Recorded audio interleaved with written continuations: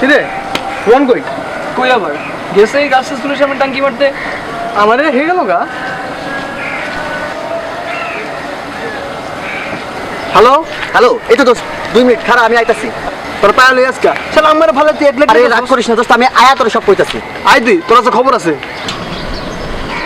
হ্যাঁ মামু চাও তো একটা।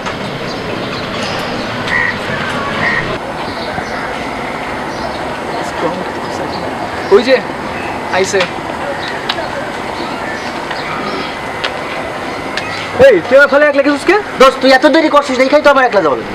কই আমরাও তো আসছিলাম, আমগো তো নিলি না। আরে শোন, সব কাজ সবারই দেওয়া হয় না, এটা একটা জনসেবা বুঝলি। এই যে আমি টাঙ্কি মারতে যাই, কেন যাই? নিজের জন্য যাই না, আমারে না দেখলে কিছু মেয়ের ঘুমই হয় না, তাদের জন্য যাই বুঝলি। লেকচার বন্ধ কইরা পিছে দেখ।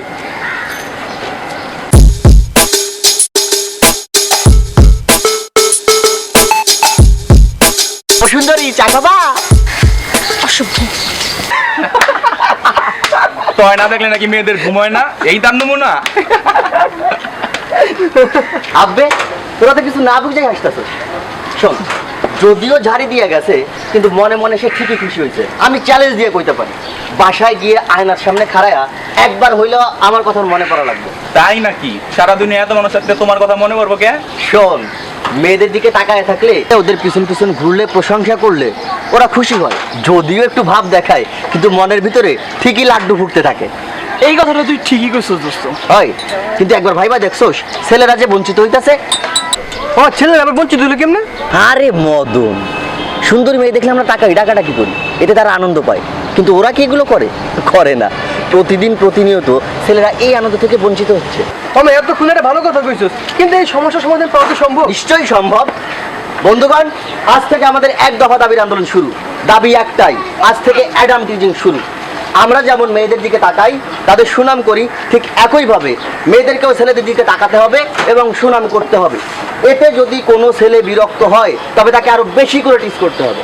আর যদি কোনো মেয়ে এই কাজ করতে না চায় তাকে শাস্তির ব্যবস্থা করতে হবে। আমাদের দাবি নিয়ে আমরা প্রেস কনফারেন্স করব, মানববন্ধন করব, হরতাল করব, প্রয়োজনে ডে নাইট অনশন করব। তালিয়া তালিয়া তালিয়া। ওই হিরো কই যাবে লাগাইছো? আমাকে লাগে একটু গপ্প সপ্প করে যাও। বন্ধুদের লগে আড্ডা দিতে যাই। কে আমাকে ভাল লাগে না বুঝি? হাঁচো করে ক দেখি কোন ছেলেকে ডেটিং এ যাও। এই কি যে বলেন আপু, বাদ দাও সব পাচল অন কও দি রোজ বিকেলে তুমি ছাদে যাও কালা। গাছে পানি দিতে যাই আপু। আমি তো শুনছি তুমি হাজি বেটি লোকে টাঙ্কি মারবার যাও। গার্লস স্কুলের সামনেও খারে বলা নামটা তো দোকানদার মায়ের নাম পেলে ফোনও করে। তাই না? ওরা আমার রসের কথা। ওই গাড়ি তো কি হইছে? এলা আমাদের আপু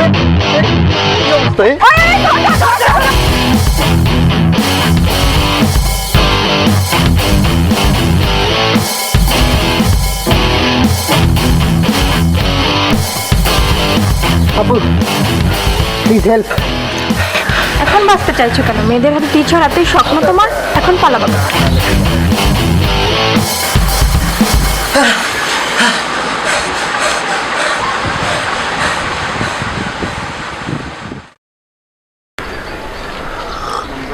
কি রে, যাবি না আজকে গার্লস স্কুলে?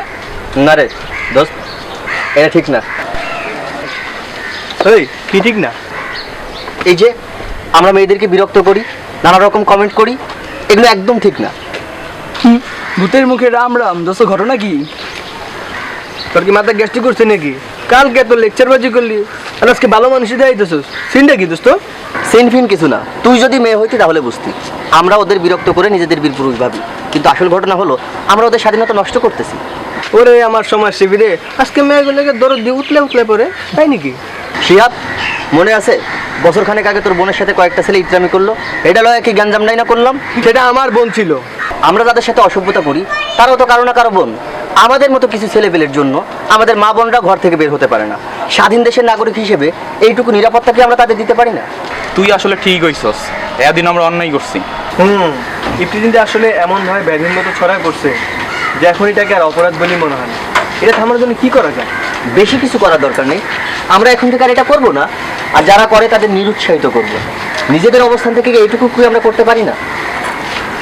তাহলে আজ আমরা প্রতিজ্ঞাবদ্ধ হই ইফটিজিং এর মতো জঘন্য অপরাধ আমরা কখনোই করবো না।